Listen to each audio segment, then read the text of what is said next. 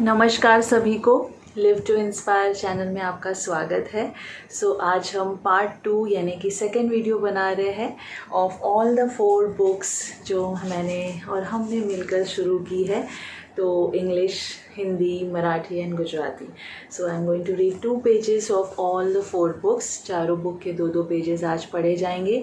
जहां हमने ख़त्म किया था पिछली बार वहीं से हम कंटिन्यू करेंगे। ओके, देखते रहे, सुनते रहे ध्यान से। नहीं समझ में आए तो फिर से रिवाइंड करके सुनिए, बट इस बुक के साथ जुड़े रहे। आपकी फेवरेट लैंग्वेज में, जो भी कंफर्टेबल लैंग्वेज है उसमें सुने। डिस्क्रिप्शन में मैंने टाइमिंग्स डाले होंगे, स्लॉट वाइज टाइम स्टैम्प्स जिसे कहते हैं। तो उस टाइम पे क्लिक करोगे तो आप सीधे उस वीडियो के उस ड्यूरेशन में पहुंच जाओगे जहां से आपकी लैंग्वेज की रीडिंग चल रही होगी। Okay, thank you so much. जुड़े रहे अंत तक और इस बुक के अंत तक, ताकि आपको इसके अंदर की जो भी अच्छी बातें हैं वो मिलती रहे। Thank you. आइए शुरू करते हैं।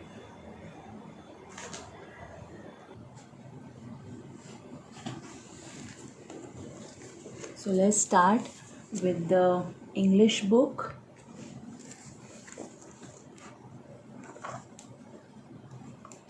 उस दिन हमने शुरू के 2 पेज किए थे, first and second.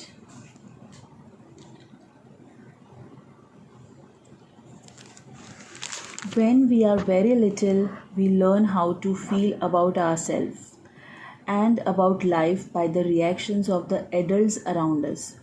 It is the way we learn what to think about ourselves and about our world. Now, if you lived with people who were very unhappy, frightened, guilty, or angry, then you learned a lot of negative things about yourself and about your world. I never do anything right. It's my fault. If I get angry, I am a bad person. Beliefs like this create a frustrating life. Next point. When we grow up, we have a tendency to recreate the emotional environment of our early home life. This is not good or bad, right or wrong.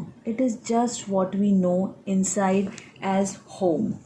We always tend to recreate in our personal relationship the relationships we had with our mothers or with our fathers, or what they had between them. Think how often you have had a lover or a boss who was just like your mother or a father. We also treat ourselves the way our parents treated us. We scold and punish ourselves in the same way. You can almost hear the words when you listen. We also love and encourage ourselves in the same way if we were loved and encouraged as children. You never do anything right. It's all your fault. How often have you said this to yourself? You are wonderful. I love you. How often do you tell yourself this? Next point. However, I would not blame our parents for this. We are all victims of victims, and they could not possibly have taught us anything they did not know. If your mother did not know how to love herself, or your father did not know how to love himself, then it would be impossible for them to teach you to love yourself. Next page. They were doing the best they could with what they had been taught as a children. If you want to understand your parents more, get them to talk about their own childhood. And if you listen with compassion, you will learn where their fears and rigid patterns come from. Those people who did all that stuff to you were just as frightened and scared as you are. Next point. I believe that we choose our parents. Listen very carefully, friends. Each one of us decides to incarnate upon this planet at a particular point in time and space.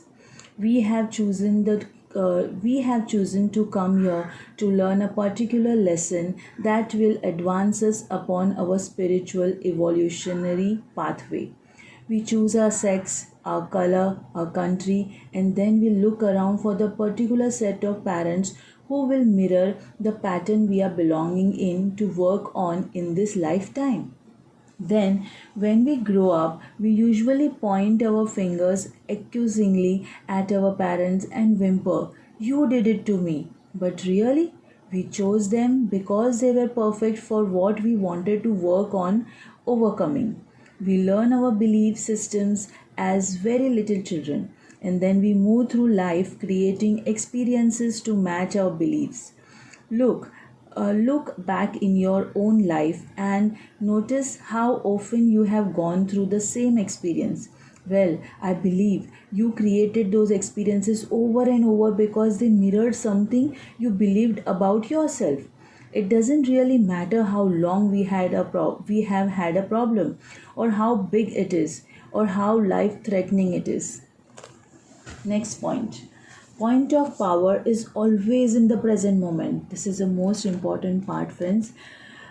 All the events you have experienced in your lifetime up to this moment have been created by your thoughts and beliefs you have held in past. They were created by the thoughts and words you used yesterday, last week, last month, last year, 10, 20, 30, 40, or more years ago, depending on how old you are. However, that is your past. It is over and done with. What is important in this moment is what you are choosing to think and believe and say right now.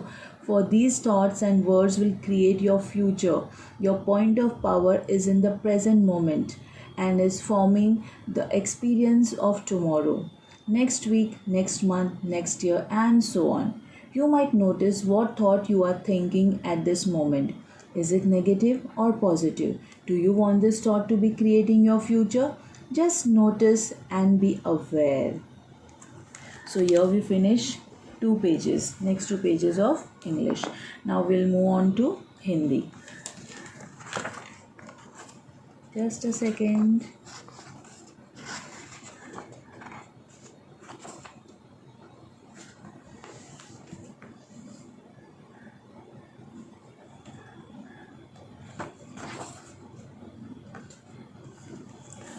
जब हम बहुत छोटे होते हैं तो अपने तथा जीवन के बारे में महसूस करना हम अपने आसपास के बड़ों की प्रतिक्रियाओं से सीखते हैं। ये नया पॉइंट है। इस प्रकार हम अपने तथा now will move on to Hindi.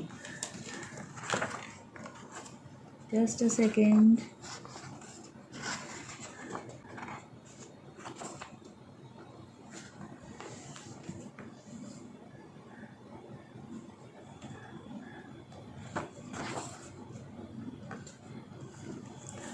जब हम बहुत छोटे होते हैं तो अपने तथा जीवन के बारे में महसूस करना हम अपने आसपास के बड़ों की प्रतिक्रियाओं से सीखते हैं। ये नया पॉइंट है। इस प्रकार हम अपने तथा अपनी दुनिया के विषय में सोचना सीखते हैं। अब यदि आप ऐसे लोगों के साथ रहे हैं जो बहुत दुखी, भयभीत, अपराध बोध से ग्रस्त या क्रुद्ध थे, तो आपने अपने बारे में और अपनी दुनिया के बारे में बहुत सी नकारात्मक बातें सीखी। मैं कभी भी सही नहीं करता, यह मेरी गलती है, यदि मुझे गुस्सा आता है तो मैं एक बुरा व्यक्ति हूँ। इस तरह के विचार का निराशाजनक जीवन को जन्म देता है। जब नेक्स्ट पॉइंट, नया पॉइंट, जब हम बड़े हो जाते हैं तो अपनी प्रवृत्ति के अनुसार प्रारंभिक जीवन के भावनात्मक वातावरण का पुनः सर्जन करते हैं। यह अच्छा है या बुरा, सही है या गलत, यह वही होता है जिसे हम अपने अंदर घर के रूप में जानते हैं। साथ ही हम अपने व्यक्तिगत संबंधों में उन संबंधों को फिर से जीवित करने का प्रयास करते हैं। जो संबंध हमारा अपने माँ या पिता के साथ या उनके बीच था। सोचिए कि कितनी बार आपका प्रेमी या बॉस बिल्कुल आपकी माँ या आपके पिता की तरह था। हम अपने साथ वैसा ही व्यवहार करते हैं जो हमारे माता पिता ने हमारे साथ करते थे। हमें उसी तरीके से स्वयं को डांटते और सज़ा देते हैं। जब आप सुनते हैं तो लगभग उन शब्दों को सुन सकते हैं।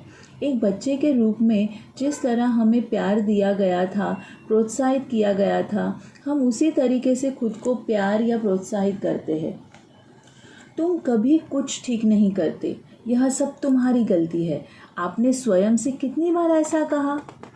तुम लाजवाब हो, मैं तुम्हें प्यार करती हूँ। आपने कितनी बार खुद से ऐसा कहा? नेक्स्ट पॉइंट, फिर भी इसके लिए हम अपने माता पिता को दोषी नहीं ठहराएंगे। हम सभी पीड़ितों द्वारा पीड़ित है और शायद वे हमें कुछ ऐसा नहीं सिखा पाते जो वे नहीं जानते हैं। यदि आपकी माँ नहीं जानती थी कि अपने आप से प्यार कैसे करना है, या आपके पिता नहीं जानते हैं कि अपने आप से प्यार कैसे करें, तो उनके लिए आपको खुद से प्यार करना सिखाना असंभव है। वे अपने बचपन में मिली शिक्षा के अनुसार सब कुछ अच्छा कर रहे हैं। यदि आप अपने माता पिता को अधिक समझना चाहते हो तो उन्हें अपने बचपन के बारे में बताने के लिए प्रेरित कीजिए, और यदि आप संवेदना के साथ सुने तो आपको पता चलेगा कि उनकी शंकाएं और शक्ति कहाँ से आई है। जिन लोगों ने आपके साथ वह सब किया वे आपकी तरह ही भयभीत और सहमे हुए हैं। मैं ऐसा मानती हूँ, नेक्स्ट पॉइंट, मैं ऐसा मानती हूँ कि हम स्वयं अपने माता पिता का चुनाव करते हैं। हम में से हर कोई इस धरती पर एक सुनिश्चित समय और स्थान पर जन्म लेता है। हम यहाँ एक विशेष पाठ पढ़ने के लिए आए हैं जो हमें आध्यात्मिक विकास के पथ पर आगे बढ़ाएगा। हम अपने लिंग, अपना रंग, अपना देश चुनते हैं। फिर हम किसी खास माता पिता को खोजते हैं जो उस स्वरूप को प्रतिबिंबित करेंगे जिस पर हम इस जीवन में काम करना चाहते हैं।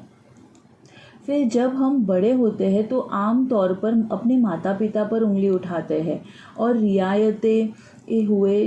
रियायते हुए शिकायत करते हैं, आपने मेरे साथ ऐसा किया। लेकिन वास्तव में हमने उन्हें इसीलिए चुना क्योंकि वे हमारे कार्यों के लिए बिल्कुल उपयुक्त है।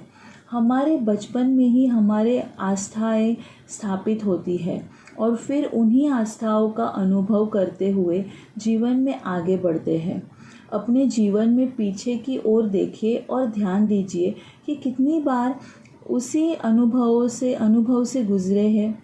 मेरा मानना है कि आपने उन अनुभवों को एक के बाद एक स्वयं बनाया है, क्योंकि वे आपके अपने विश्वास को प्रतिबिंबित कर रहे हैं।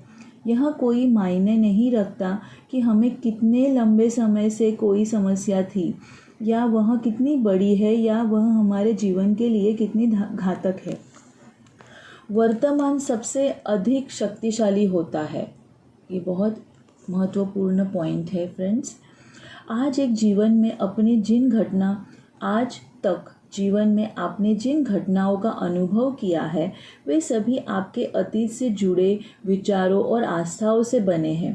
वे उन विचारों और शब्दों से बने थे जिन्हें आपने कल या फिर पिछले सप्ताह, पिछले माह, पिछले वर्ष, आपकी आयु के अनुसार 10, 20, 30, 40 या इससे भी अधिक वर्षों के दौरान इस्तेमाल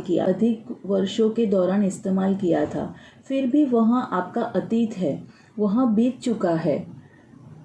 इस पल में महत्वपूर्ण यह है कि आप अभी क्या सोचना, विश्वास करना व कहना चाहते हैं, क्योंकि ये विचार और शब्द आपका भविष्य निर्धारित करेंगे। वर्तमान क्षण ही आपकी ताकत है और यही आपके कल, अगले सप्ताह और अगले माह, अगले वर्ष और आगे के अनुभव का आधार है। आप ध्यान दे सकते हैं कि इस क्षण में आप क्या सोच रहे हैं, वह नकारात्मक है या सकारात्मक।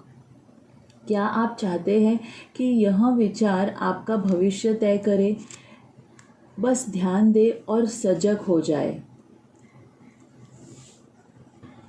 यहाँ हमारा हिंदी के 2 पेजेस ख़त्म होते हैं।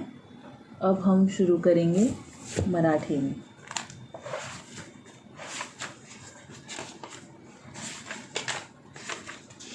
Just turning pages.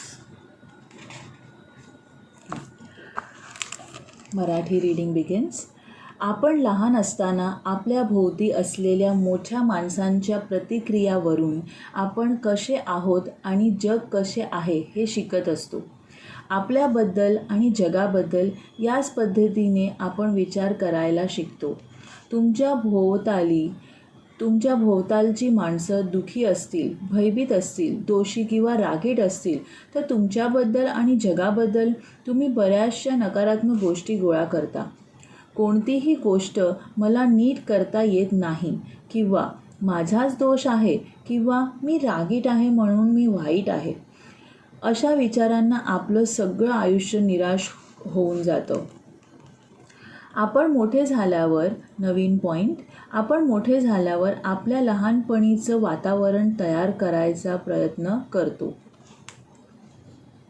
हे चांगलं किंवा वाईट, बरोबर किंवा चूक असे नाही. आपल्याला असलेलं, आपल्या आत असलेलं ते घर असतं.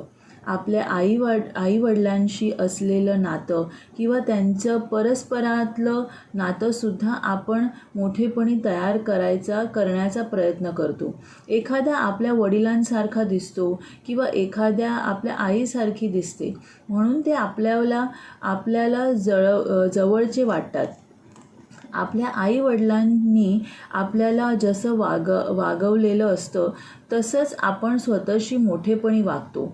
आपण आपल्यावर त्याच पद्धतीने रागवतो, चिडतो. तुम्ही अगदी ती वाक्य ऐकूसुद्धा शकता. आपण आपल्यावर त्यांच्यासारखंच प्रेम करतो किंवा कौतुक करतो.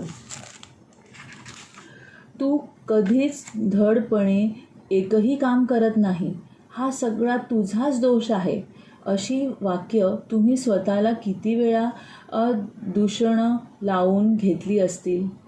किती चांगला आहेस तू, मला आवडतोस तू, असे तुम्ही स्वतःला किती वेळा म्हटले आहे, जरा आठवा. नवीन पॉईंट तरीसुद्धा मी आईवडिलांना यासाठी दोष देणार नाही. आपण बळी पडलेल्यांचे बळी आहोत. आपण बळी पडलेल्यांचेच बळी आहोत. त्यांना जे माहीत नव्हते ते आपल्याला कसे शिकवतील. तुमच्या वडिलांना स्वतःवर प्रेम कसं करायचं हे जर माहीत नसेल किंवा तुमच्या आईला स्वतःवर प्रेम करायचं माहीत नसेल तर ते आपल्याला कसे शिकवतील. त्यांना जे माहीत आहे, त्यांना जे शिकवलं गेलं तेच त्यांनी आपल्याला शिकवलं. आपले आईवडील तुम्हाला समजून घ्यायचे असतील तर त्यांना त्यांच्या लहानपणीचं विचारा. तुम्ही ते सहानुभूतीनं ऐकाल तेव्हा ती भीती, ती शिस्त कुठून आली ते समजेल. त्यांनी जे तुम्हाला शिकवलं त्यांच्या लहानपणी ते सुद्धा तुमच्यासारखेच घाबरलेले आणि शिस्तीत वाढलेले होते. आपण आपल्या पालकांची निवड करतो असं मला वाटतं. हे नवीन पॉईंट आहे. आपण आपल्या पालकांची निवड करतो असं ऑथर म्हणजे जे लेखक आहेत त्यांना वाटतं. आपण या जगात एका ठराविक वेळी, एका ठराविक ठिकाणी जन्माला येतो. आपण आपली आध्यात्मिक उन्नती साधण्यासाठी आणि ती कशी करायची हे शिकवण्यासाठी जन्माला आलेलो असतो. आपण आपल्या कामासाठी स्वतःचं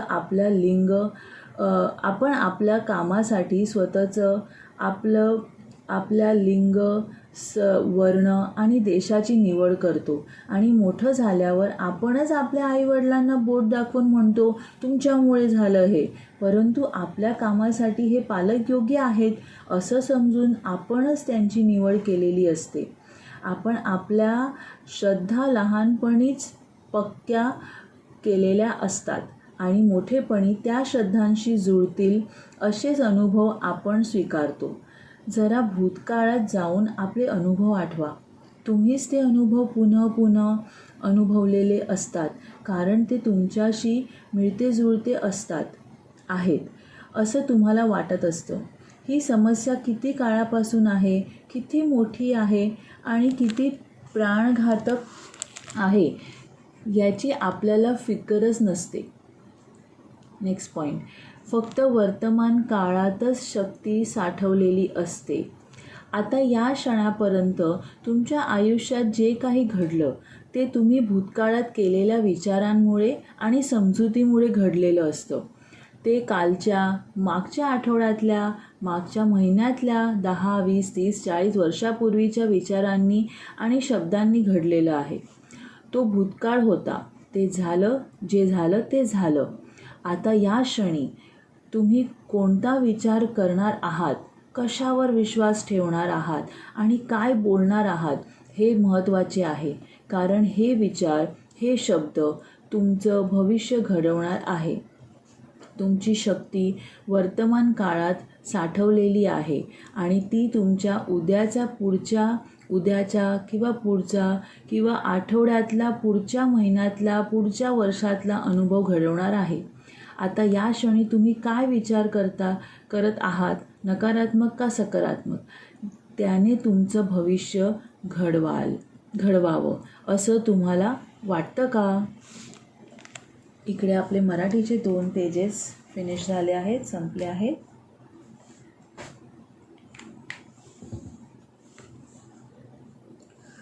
ગુજરાતી રીડિંગ સ્ટાર્ટ થાય છે. નવો પોઈન્ટ. જ્યારે આપણે બાળક હોઈએ ત્યારે આપણા વિશે અને જીવન વિશે આપણે આજુબાજુના મોટા સંબંધીઓની પાસેથી શીખતા હોઈએ છીએ. એ રીતે આપણે આપણા પોતાના વિશે અને આપણી આજુબાજુની દુનિયા વિશે શું વિચારવું તે શીખતા હોઈએ છીએ. હવે જો તમે એવા લોકોની સાથે જીવ્યા હો જેઓ દુઃખી, ગુસ્સાબાજ, ભીકડ અને અપરાધ ભાવથી પીડાતા લોકો હોય તો તમે તમારા વિશે અને તમારી દુનિયા વિશે નકારાત્મક વિચારો જ કર્યા કરશો. મારાથી કોઈ વાત બરાબર થતી જ નથી, તેમાં મારો જ દોષ છે. જો હું ગુસ્સો થાઉં છું તો મારા જેવો ખરાબ માણસ કોઈ નથી. આ જાતની માન્યતાઓ એક હતાશ જીવનને જન્મ આપે છે. બીજો પોઈન્ટ. આપણે જેમ જેમ મોટા થતા જઈએ છીએ ત્યારે આપણી અગાઉની ઘરેલું જિંદગીના લાગણીભર્યા વાતાવરણને આપણે ફરી ઊભા કરવાની ચેષ્ટા કરતા હોઈએ છીએ. આ સારું પણ નથી અને ખરાબ પણ નથી, કે નથી સાચું કે ખોટું. બસ એ તો આપણા કુટુંબની, ઘરની આપણને આવતી યાદ છે. આપણને આપણા પિતા અને આપણા માતા સાથેના સંબંધો યાદ આવે છે અને તેઓ બંને વચ્ચેના સંબંધો ફરી યાદ આવે છે. તમારા કોઈ પ્રેમી કે પછી તમારા કોઈ બોસ તમને તમારા પિતા કે માતા જેવો લાગ્યો છે ખરો? આપણા માતા પિતાએ આપણને જેમ ઉછેર્યા જ હોય બરાબર તે રીતે જ આપણે આપણી જાતને ઉછેરતા હોઈએ છીએ. ક્યારેક તો આપણે જેવો શબ્દ બોલતા હતા તેવા જ શબ્દો બોલતા હોઈએ છીએ. જેવા શબ્દ તે લોકો બોલતા હતા તેવા શબ્દો આપણે પોતાને બોલીએ છીએ. બાળપણમાં જે પ્રેમ અને લાગણી આપણને મળ્યા હોય તેવી લાગણી અને પ્રેમ આપણે આપણી જાતને આપતા હોઈએ છીએ. હવે પૂછવાનું એટલું કે તમે નીચેના વાક્યો તમારી જાતને કેટલી વાર કહ્યા હશે? તારાથી કશું જ બરાબર થતું નથી, બધો વાંક તારો જ છે. અને નીચેના વાક્ય કેટલી વાર તમે પોતાના જાતને કહ્યા હશે? અરે તું તો અદ્ભુત છે, હું તને ખૂબ જ પ્રેમ કરું છું. નવો પોઈન્ટ. છતાંય હું આપણા મા બાપનો આ માટે કાંઈક વાંક કાઢીશ નહીં. આવું લેખક કહે છે કે કંઈ પણ હોય મારી સાથે, હું મારા મા બાપનો વાંક નથી કાઢવાની. આપણે સૌ જેમના ઉપર વીતી છે તેના સંતાનો છીએ અને જે વાતો તેઓ જાણતા જ ન હતા તે વાતો આપણને કેવી રીતે શીખવી શકે? જો તમારી માતા કે તમારા પિતા તેઓને પોતાની જાતને જ ચાહવાનું જાણતા ન હોય તો તે તમને તમારી જાતને ચાહવાનું શીખવવા માટે તેઓ ક્યાંથી તમને શીખવી શકે? તેઓ જ્યારે બાળકો હતા ત્યારે તેઓને જ શીખવવામાં આવ્યું હતું તે જ તેઓએ તમને સારી રીતે શીખવી શક્યા. તમારા માતા પિતાને તમારે વધુ સારી રીતે સમજવા હોય તો તેઓ પાસેથી તેમના બાળપણની વાતો કાઢાવતા શીખી જજો. જો એ વાતો તમે ધ્યાનપૂર્વક અને હમદર્દીથી સાંભળશો તો તમને માલુમ પડશે કે તેમના ડર અને જક્કી વલણ ક્યાંથી શરૂ થયા હતા. જે લોકો તમારી સાથે જડતાપૂર્વક વર્તતા હોય છે તેઓ જાતે તમારી કેમ જ ડરી ગયેલા હોય છે. તે તમારી જેમ જ ડરી ગયેલા હોય છે. નેક્સ્ટ પોઈન્ટ, હું માનું છું કે આપણે આપણા મા બાપ પસંદ કરતા હોય છે. સ્થળ અને સમયના એક ચોક્કસ તબક્કે આપણા આ ગ્રહ ઉપર આવવાનું આપણે નક્કી કરતા હોય છે. આપણે અહીં આવવાનું એટલે પસંદ કરીએ છીએ કે જેથી આપણા આધ્યાત્મિક અને વિકાસલક્ષી માર્ગ ઉપર કેવી રીતે આગળ વધવું તેનો એક ચોક્કસ પાઠ આપણે શીખી શકીએ. આપણી જાતીયતા, આપણો રંગ, આપણો દેશ આપણે પસંદ કરીએ છીએ અને પછી આપણે એવા મા બાપને ખોળી કાઢીએ છીએ જે આપણા જીવન માર્ગને આપણી ઈચ્છા મુજબ આગળ ધપાવી શકે અને તેમ હોય છે. પછી જ્યારે આપણે મોટા થઈએ છીએ ત્યારે આપણે સામાન્ય રીતે આપણા મા બાપ તરફ આંગળી દેખાડે છે અને બોલતા હોઈએ છીએ કે તમે જ મારી આવી સ્થિતિ કરી છે. પણ ખરેખર તો આપણે જ તેઓને પસંદ કર્યા હતા કારણ કે આપણને લાગ્યું હતું કે આપણા જીવન ધ્યેય માટે તેઓ યોગ્ય છે. આપણે જ્યારે નાના બાળક હોઈએ છીએ ત્યારે આપણી માન્યતાઓનું ઘડતર થાય છે. તેને આપણે શીખતા હોઈએ છીએ અને પછી જેમ જેમ મોટા થતા જઈએ છીએ તેમ આપણે એવા અનુભવો પેદા કરતા જઈએ છીએ જે આપણી માન્યતાઓમાં બંધ બેસતા હોય. સહેજ પાછું વળીને તમે જોશો તો માલુમ પડશે કે એકના એક અનુભવમાંથી તમે કેટલી વાર પસાર થયા હતા. ખેર, હું તો માનું છું કે તમે તે અનુભવ એટલે પેદા કર્યા હતા કારણ કે તેમાં તમે તમારા દર્શન કરી શકતા હતા અને તમારી જાત વિશે માનતા હતા. કેટલા સમયથી તમને સમસ્યા હતી કે તે કેટલી મોટી હતી અને તેનાથી તમારા જીવન ઉપર કેટલો ખતરો હતો તે સાવ અલગ જ વાત છે. નેક્સ્ટ પોઈન્ટ, વર્તમાન ક્ષણમાં જ સદાય શક્તિનું કેન્દ્રબિંદુ રહેલું હોય છે. જે પણ છે વર્તમાનમાં છે. આ ક્ષણ સુધીમાં તમારી સમગ્ર જિંદગી દરમિયાન જે બધા જ બનાવો તમે અનુભવ્યા હોય છે તે સૌનું ઉદ્ભવ સ્થાન તો ભૂતકાળમાં તમે કરેલા વિચારો અને માન્યતાઓમાં રહેલું છે. તે બધાનું સર્જન તો તમે કરેલા વિચાર અને વાપરેલા શબ્દો દ્વારા થાય છે. પછી તે વિચારો અને શબ્દો તમે ગઈકાલે કાં તો ગયા અઠવાડિયે, ગયા મહિને, ગયા વર્ષે, 10, 20, 30, 40 કે તથા તેથી વધુ વર્ષો પહેલાં કેમ ન કર્યા હોય. ખેર, એ થયો તમારા ભૂતકાળ. એ તો વીતી ગયો છે, પૂરો થઈ ગયો છે. અગત્યતા તો આ ક્ષણની છે કે જ્યારે તમે શું વિચાર કરો છો, શું માનો છો, શું બોલો છો, કારણ કે આ વિચારો અને શબ્દો જ તમારા ભાવિનું ઘડતર કરશે. તમારી શક્તિનું કેન્દ્રબિંદુ તો વર્તમાનની આ ક્ષણમાં રહેલું છે અને તે જ તમારા આવતા અઠવાડિયાના, આવતા મહિનાના, આવતા વર્ષના અનુભવોને ઘડે છે. આ ક્ષણ તમે શું વિચારી રહ્યા છો તેની નોંધ કરી લેજો. તે નકારાત્મક છે કે સકારાત્મક? શું આ વિચાર તમારા ભાવિને ઘડે તેવું તમે ઈચ્છી રહ્યા છો? આ વાતનું ધ્યાન રાખજો અને જાગૃત રહેજો. અહીંયા આપણું ગુજરાતી રીડિંગ ફિનિશ થાય છે. Thank you so much friends. तो चारों लैंग्वेजेस में in all 4 languages reading is done. Time stamps के हिसाब से आप सारे लैंग्वेज में सुन सकते हो। नेक्स्ट वीडियो में मिलेंगे। Thank you so much from Rupal live to inspire.